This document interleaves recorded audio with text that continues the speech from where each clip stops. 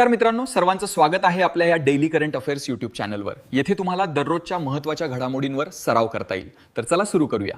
आज आपण 28 जानेवारी 2026 या दिवसातील 15 महत्त्वाचे चालू घडामोडींवर आधारित प्रश्न बघणार आहोत। पण त्याआधी आपण काल दिलेला सराव प्रश्न पाहूया। कालचा प्रश्न असा होता की जानेवारी 2026 मध्ये भारतीय नौदलात सामील करण्यात आलेली आयएनएस वागीर ही कोणत्या प्रकारची पाणबुडी सबमरीन आहे? यासाठी खालील पर्याय होते: ए. अणुऊर्जा चलित पाणबुडी, बी. कल्वरी क्लास स्कॉर्पिन पाणबुडी, सी. मालवाहू पाणबुडी, डी. रशियन बनावटीची किलो क्लास पाणबुडी। या प्रश्नाचे योग्य उत्तर आहे पर्याय बी. कल्वरी क्लास स्कॉर्पिन पाणबुडी। काही मुद्दे लक्षात ठेवा। आयएनएस वागीर ही प्रोजेक्ट 75 अंतर्गत तयार करण्यात आलेली 6वी आणि शेवटची स्कॉर्पिन क्लास पाणबुडी आहे। ही पाणबुडी पूर्णपणे मेड इन इंडिया असून मुंबईच्या Mazagon dock shipbuilders limited MDL मध्ये तयार करण्यात आली आहे। या पाणबुडीला सँडशार्क असेही म्हटले जाते, कारण ती समुद्राच्या तळाशी अत्यंत शांतपणे राहून शत्रूवर हल्ला करण्यास सक्षम आहे। ही पाणबुडी भारतीय नौदलाची ताकद वाढवण्यासाठी आणि हिंदी महासागरात देखरेख ठेवण्यासाठी अत्यंत महत्त्वाची आहे। चला तर मग आता वेळ न घालवता आपण आजच्या म्हणजेच 28 जानेवारीच्या पहिल्या प्रश्नाकडे वळूया। आजचा पहिला प्रश्न असा आहे की 28 जानेवारी 2026 रोजी पंजाब केसरी लाला लजपत राय यांची कितवी जयंती साजरी करण्यात आली? यासाठी खालील पर्याय आहेत: ए. 150वी, बी. 161वी, सी. 165वी, डी. 117वी। या प्रश्नाचे योग्य उत्तर आहे पर्याय बी. 161वी। काही मुद्दे लक्षात ठेवा। लाला लजपत राय यांचा जन्म 28 जानेवारी 1865 रोजी पंजाबमधील धुडिके येथे झाला होता। 1865 ते 2026 या काळानुसार यंदा त्यांची 161वी जयंती साजरी करण्यात येत आहे। त्यांना आदराने पंजाब केसरी आणि शेर-ए-पंजाब, लायन ऑफ पंजाब या पदव्यांनी ओळखले जाते। भारतीय स्वातंत्र्य लढ्यातील प्रसिद्ध लाल बाल पाल, लाला लजपत राय, बाळ गंगाधर टिळक आणि बिपिन चंद्र पाल या जहाल त्रयींपैकी ते एक होते। त्यांनी 1894 मध्ये पंजाब नॅशनल बँक PNB स्थापन करण्यात मोलाची भूमिका बजावली होती। 1928 मध्ये सायमन कमिशनच्या विरोधात निदर्शने करताना झालेल्या लाठी हल्ल्यात ते गंभीर जखमी झाले होते, ज्यामुळे पुढे त्यांचे निधन झाले। आता आपण दुसऱ्या प्रश्नाकडे वळूया। 28 जानेवारी 2026 रोजी साजरा करण्यात आलेल्या जागतिक डेटा गोपनीयता दिवसाची डेटा प्रायव्हसी डे मुख्य थीम काय होती? यासाठी खालील पर्याय आहेत: ए. आपली गोपनीयता जपा, B. Take control of your data, C. Privacy in the age of AI, D. सुरक्षित डिजिटल भारत। या प्रश्नाचे योग्य उत्तर आहे पर्याय C. Privacy in the age of AI। काही मुद्दे लक्षात ठेवा। दरवर्षी जानेवारी 28 हा दिवस जगभरात डेटा प्रायव्हसी डे म्हणून साजरा केला जातो, ज्याचा उद्देश लोकांमध्ये त्यांच्या वैयक्तिक माहितीच्या सुरक्षिततेबद्दल जनजागृती करणे हा आहे। 2026 ची theme privacy in the age of AI ही आहे, कारण सध्या आर्टिफिशियल इंटेलिजन्सच्या AI काळात डेटा सुरक्षित ठेवणे हे एक मोठे जागतिक आव्हान बनले आहे। युरोप परिषदेने 28 जानेवारी 1981 रोजी कन्व्हेन्शन 108 या डेटा संरक्षणाच्या पहिल्या आंतरराष्ट्रीय करारावर स्वाक्षरी केली होती। त्याची आठवण म्हणून हा दिवस निवडला गेला आहे। भारतात देखील डिजिटल वैयक्तिक डेटा संरक्षण कायदा DPDP ॲक्ट लागू झाल्यामुळे या दिवसाला विशेष महत्त्व प्राप्त झाले आहे। आता आपण तिसऱ्या प्रश्नाकडे वळूया। भारताने कोणत्या देशासोबत डेटा सुरक्षा आणि संरक्षण क्षेत्रातील पहिला द्विपक्षीय करार केला?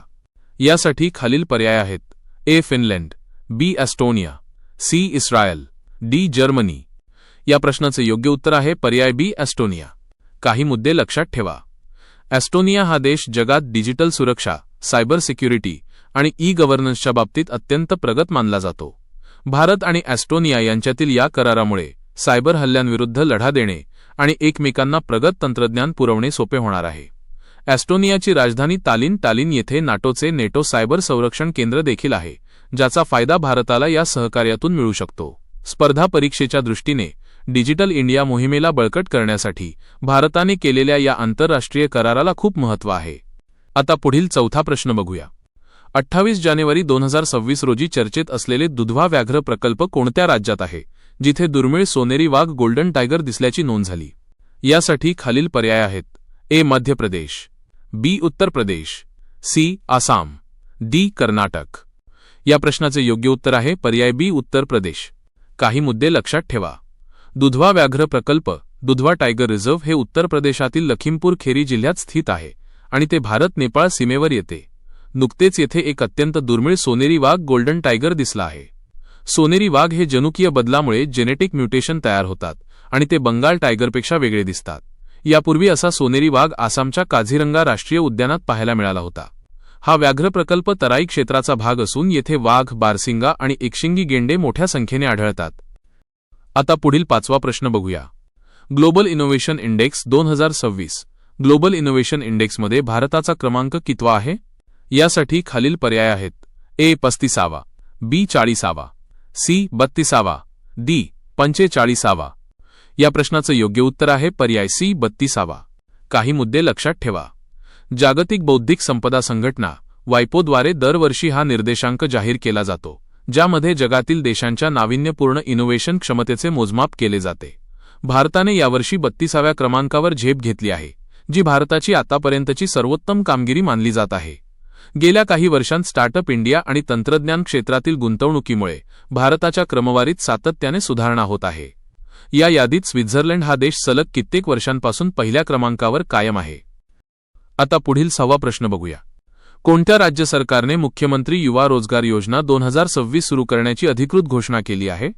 यासाठी खालील पर्याय आहेत. ए महाराष्ट्र, बी उत्तर प्रदेश, सी कर्नाटक, डी गुजरात. या प्रश्नाचे योग्य उत्तर आहे पर्याय ए महाराष्ट्र. काही मुद्दे लक्षात ठेवा.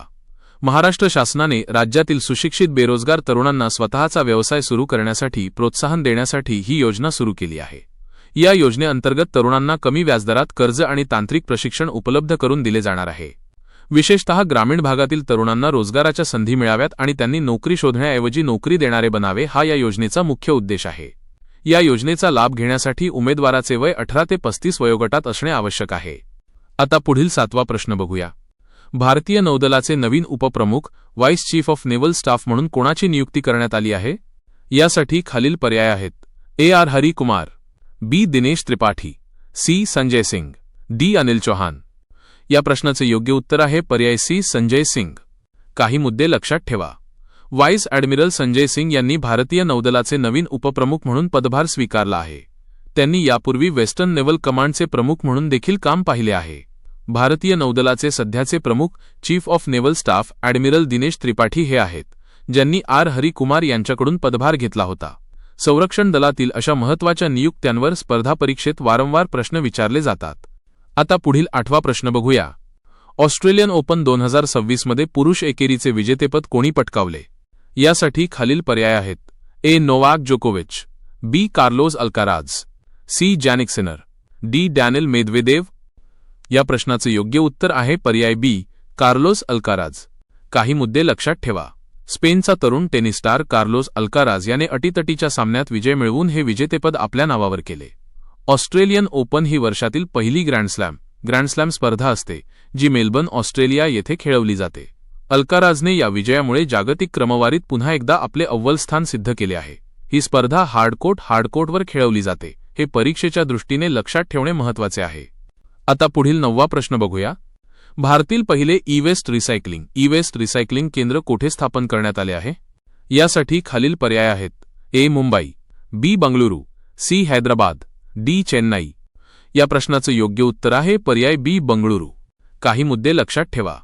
बंगळुरू हे भारताचे आयटी हब असल्याने तेथे इलेक्ट्रॉनिक कचरा ई-वेस्ट मोठ्या प्रमाणात निर्माण होतो. म्हणूनच पहिले अधिकृत रिसायकलिंग केंद्र येथे सुरू करण्यात आले आहे. या केंद्राचा मुख्य उद्देश टाकाऊ इलेक्ट्रॉनिक वस्तू जसे की जुने मोबाईल, लॅपटॉप आणि बॅटरी यांमधून मौल्यवान धातू वेगळे करणे आणि पर्यावरणाचे रक्षण करणे हा आहे. हे केंद्र केंद्रीय प्रदूषण नियंत्रण मंडळ CPCB च्या मार्गदर्शक तत्वांनुसार काम करते. ई-वेस्ट व्यवस्थापनात कचरा कमी करण्यासाठी 3R रिड्यूस, रियूज, रिसायकल या तत्वाचा वापर केला जातो. आता पुढील 10वा प्रश्न बघूया. जानेवारी 28 रोजी चर्चेत आलेला अंबागड हा महाराष्ट्रातील कितवा व्याघ्र प्रकल्प प्रस्तावित आहे? यासाठी खालील पर्याय आहेत. ए 5वा, बी 6वा, सी 7वा, डी 8वा. या प्रश्नाचे योग्य उत्तर आहे पर्याय सी 7वा. काही मुद्दे लक्षात ठेवा. अंबागड हा महाराष्ट्रातील 7वा व्याघ्र प्रकल्प म्हणून प्रस्तावित करण्यात आला आहे. हा प्रस्तावित प्रकल्प प्रामुख्याने भंडारा जिल्ह्यातील तुमसर भागात येतो. महाराष्ट्रात सध्या ताडोबा, पेंच, मेळघाट, नवेगाव, नागझिरा, सह्याद्री आणि बोर हे 6 व्याघ्र प्रकल्प अस्तित्वात आहेत.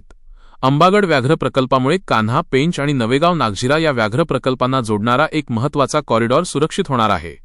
या निर्णयामुळे महाराष्ट्रातील व्याघ्र पर्यटनाला आणि वन्यजीव संरक्षणाला अधिक चालना मिळणार आहे. आता पुढील 11वा प्रश्न बघूया. डिजिटल इंडिया 2.0 मोहिमेचा 2026 मधील मुख्य भर कशावर आहे? यासाठी खालील पर्याय आहेत. ए. ग्रामीण इंटरनेट कनेक्टिव्हिटी. बी. कृत्रिम बुद्धिमत्ता AI शिक्षण. सी. 5G सेवा विस्तार. डी. वरील सर्व पर्याय बरोबर आहेत. या प्रश्नाचे योग्य उत्तर आहे पर्याय डी. वरील सर्व पर्याय बरोबर आहेत. काही मुद्दे लक्षात ठेवा. डिजिटल इंडिया 2.0 ही मोहीम पहिल्या डिजिटल इंडिया मोहिमेचा पुढचा टप्पा आहे, ज्याचा उद्देश भारताला पूर्णपणे डिजिटल अर्थव्यवस्था बनवणे आहे. 2026 मध्ये सरकारचा मुख्य भर भारतनेटच्या माध्यमातून प्रत्येक गावापर्यंत हायस्पीड इंटरनेट पोहोचवणे हा आहे. शालेय आणि उच्च शिक्षणामध्ये AI आर्टिफिशियल इंटेलिजन्सचा अंतर्भाव करून तरुणांना भविष्यातील तंत्रज्ञानासाठी तयार केले जात आहे. 5G सेवांचा विस्तार आता केवळ शहरांपुरता मर्यादित न ठेवता निमशहरी आणि ग्रामीण भागात नेण्याचे उद्दिष्ट ठेवण्यात आले आहे. आता पुढील 12वा प्रश्न बघूया. 28 जानेवारी 2026 रोजी पार पडलेल्या युद्धाभ्यास 2026 युद्ध अभ्यास 2026 मध्ये भारतासोबत कोणत्या देशाने सहभाग घेतला? यासाठी खालील पर्याय आहेत. A. Japan. B. France. C. America. D. Russia. या प्रश्नाचे योग्य उत्तर आहे पर्याय सी. अमेरिका. काही मुद्दे लक्षात ठेवा. युद्धाभ्यास हा भारत आणि अमेरिका यांच्यातील सर्वात मोठा संयुक्त लष्करी सराव आहे. या सरावाचा उद्देश दोन्ही देशांच्या सैन्यामध्ये तांत्रिक समन्वय वाढवणे आणि दहशतवादाविरुद्ध एकत्रित लढण्याचे कौशल्य विकसित करणे हा आहे. हा सराव दरवर्षी आलटून पालटून भारत आणि अमेरिकेमध्ये आयोजित केला जातो. 2026 ची ही आवृत्ती डोंगराळ आणि कठीण हवामानात युद्ध करण्याच्या सरावावर केंद्रित होती. पुढील 13वा प्रश्न असा आहे की 28 जानेवारी 2026 रोजी कोणत्या भारतीय राज्याने नमो महिला सक्षमीकरण अभियान अंतर्गत महिलांसाठी देशातील पहिली स्मार्ट पिंक बस सेवा अधिकृतपणे सुरू केली आहे? यासाठी तुमचे पर्याय आहेत. ए. तमिळनाडू. बी. महाराष्ट्र. सी. तेलंगणा. डी. राजस्थान. या प्रश्नाचे योग्य उत्तर आहे पर्याय बी. महाराष्ट्र. काही मुद्दे नक्की लक्षात ठेवा. महाराष्ट्र सरकारने महिलांच्या सुरक्षित आणि सुलभ प्रवासासाठी ही स्मार्ट पिंक बस सेवा सुरू केली आहे. या बसचे खास वैशिष्ट्य म्हणजे यात CCTV कॅमेरे, इमर्जन्सी पॅनिक बटन आणि महिला वाहक कंडक्टर्स यांसारख्या विशेष सुरक्षा सुविधा पुरवण्यात आल्या आहेत. या उपक्रमाचा मुख्य उद्देश महिलांना सार्वजनिक वाहतुकीत सुरक्षिततेची खात्री देणे आणि महिला सक्षमीकरणाला अधिक चालना देणे हा आहे. विशेष म्हणजे या बस पूर्णपणे इलेक्ट्रिक EV आहेत, ज्यामुळे प्रवासासोबत पर्यावरणाचे रक्षणही होणार आहे. आता पुढील 14वा प्रश्न बघूया. पुस्तकांचे गाव म्हणून ओळखल्या जाणाऱ्या भिलारनंतर महाराष्ट्रातील दुसरे पुस्तकांचे गाव म्हणून कोणते गाव विकसित झाले आहे? यासाठी खालील पर्याय आहेत. ए. वेरूळ छत्रपती संभाजीनगर. बी. पढेगाव सातारा. सी. औदुंबर सांगली. डी. महाबळेश्वर. या प्रश्नाचे योग्य उत्तर आहे पर्याय ए. वेरूळ छत्रपती संभाजीनगर. काही मुद्दे लक्षात ठेवा. साताऱ्यातील भिलार हे भारतातील पहिले पुस्तकांचे गाव ठरले होते. त्यानंतर सरकारने महाराष्ट्रातील विविध विभागांत अशी गावे विकसित करण्याचा निर्णय घेतला आहे. वेरूळ छत्रपती संभाजीनगर जिल्हा हे मराठवाडा विभागातील पहिले आणि राज्यातील दुसरे अधिकृत पुस्तकांचे गाव म्हणून ओळखले जाते. पर्यटनासोबतच वाचन संस्कृती वाढावी हा या उपक्रमाचा मुख्य हेतू आहे. येथे येणाऱ्या पर्यटकांना जागतिक वारसा असलेल्या लेण्यांसोबतच उत्तम साहित्याचा आनंद घेता येतो. याशिवाय सांगलीतील औदुंबर आणि कोकणातील पोमेंडी या गावांनाही या उपक्रमांतर्गत विकसित केले जात आहे. आता आपण आजच्या सत्राच्या शेवटच्या म्हणजेच 15व्या प्रश्नाकडे वळूया. 28 जानेवारी 2026 रोजी भारतीय सर्वोच्च न्यायालयाचा सुप्रीम कोर्ट कितवा स्थापना दिवस साजरा करण्यात आला? यासाठी खालील पर्याय आहेत. ए. 75वा. बी. 76वा. सी. 77वा. डी. 80वा. या प्रश्नाचे योग्य उत्तर आहे पर्याय बी. 76वा. काही मुद्दे लक्षात ठेवा. भारतीय सर्वोच्च न्यायालयाची स्थापना 28 जानेवारी 1950 रोजी झाली होती. त्या हिशोबाने 28 जानेवारी 2026 रोजी सर्वोच्च न्यायालयाने आपल्या स्थापनेची 76 वर्षे पूर्ण केली आहेत. भारताच्या सर्वोच्च न्यायालयाचे पहिले सरन्यायाधीश एच जे कनिया हे होते. सर्वोच्च न्यायालयाचे ब्रीदवाक्य यतो धर्मस्ततो जयः, जिथे धर्म आहे तिथे विजय आहे हे आहे. 26 जानेवारी 1950 रोजी संविधान लागू झाले आणि त्याच्या 2 दिवसांनंतर म्हणजेच 28 जानेवारीला सर्वोच्च न्यायालयाने प्रत्यक्ष कामाला सुरुवात केली. अशा प्रकारे आजचे आपले 15 महत्त्वाचे प्रश्न पूर्ण झाले आहेत. तुमच्यासाठी आजचा विशेष सराव प्रश्न. मित्रांनो, आजच्या सत्राचा समारोप करण्यापूर्वी एक अत्यंत महत्त्वाचा प्रश्न तुमच्यासाठी, ज्याचे उत्तर तुम्हाला कमेंट बॉक्समध्ये द्यायचे आहे. प्रश्न असा आहे की जानेवारी 2026 मध्ये जगातील सर्वात मोठी द्विभाषिक बिलिंग्वल संविधान प्रत कोणत्या देशाने डिजिटल स्वरूपात प्रकाशित केली आहे, ज्यामध्ये भारत आणि त्या देशाच्या मैत्रीचा उल्लेख आहे? यासाठी तुमचे पर्याय आहेत. ए. फ्रान्स. बी संयुक्त अरब अमिराती UAE, C Singapore, D Bhutan? या प्रश्नाचं उत्तर तुम्ही खाली कॉमेंट बॉक्समध्ये देण्याचा नक्की प्रयत्न करा. तर मित्रांनो, हे होते आजचे महत्त्वाचे 15 चालू घडामोडींचे प्रश्न. तुम्हाला हा व्हिडिओ कसा वाटला हे कमेंटमध्ये नक्की सांगा. जर तुम्हाला ही माहिती उपयुक्त वाटली असेल तर व्हिडिओला लाईक करा आणि तुमच्या स्पर्धा परीक्षेची तयारी करणाऱ्या मित्रांसोबत शेअर करा. अशाच रोजच्या चालू घडामोडींच्या अपडेट्ससाठी आपल्या डेली करंट अफेअर्स चॅनलला सबस्क्राईब करायला विसरू नका आणि बेल आयकॉनवर क्लिक करा. उद्या पुन्हा भेटूया नवीन प्रश्नांसह. तोपर्यंत अभ्यास करत रहा. धन्यवाद.